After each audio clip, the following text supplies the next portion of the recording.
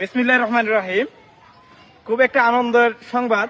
এই যে দেখেন, মাত্র ৬০ টন গম আর ৫ টন চাল দেয়া মাধবপুরের মানচিত্র অঙ্কন করলেন এলাকার গর্বিত সন্তান আতাউল মুস্তফা ভাই, সৈয়দ সুহেল ভাই। সহজ কথা, তা আমার খুব অবাক লাগে যে উনি যদি ৯ টন চাল এবং গম দিয়ে এই ধরনের একটা সুন্দর স্ট্যাচু অথবা মাধবপুরের মানচিত্র অঙ্কন করতে পারে, আর বাকি ১১টা ইউনিয়ন এবং পৌরসভা মিলে তারা কি করে? কলা খায়?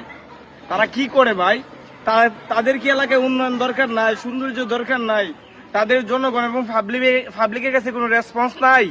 ভাই আসুন, উনি যেমন ৯ টন গম পাইছে, চাল গম পাইছে, উনারাও কিন্তু ৯ টন চাল এবং গম পাইছে। তাদের ৯ টন চাল এবং গম দিয়ে কি করছে এটা আমরা দেখতে চাই। মুস্তফা ভাইয়ের মতো, মানে সুহেল ভাইয়ের মতো তাদেরও কি কাজ করছে আমরা দেখতে চাই, আর আমরা এটা প্রকাশ করতে চাই। সুতরাং মাধবপুর উপজেলার সকল মেম্বার চেয়ারম্যানদেরকে বলবো, আপনারা এইভাবে কাজগুলো দেখান, প্রকাশ করুন, একজন সুহেল ভাইয়ের মতো হন। মাত্র দেখেন ৯ টন দিয়ে কত সুন্দর একটা মানচিত্র অঙ্কন করছে। এর চেয়ে গর্বিত আর কি হইতে পারে ভাই?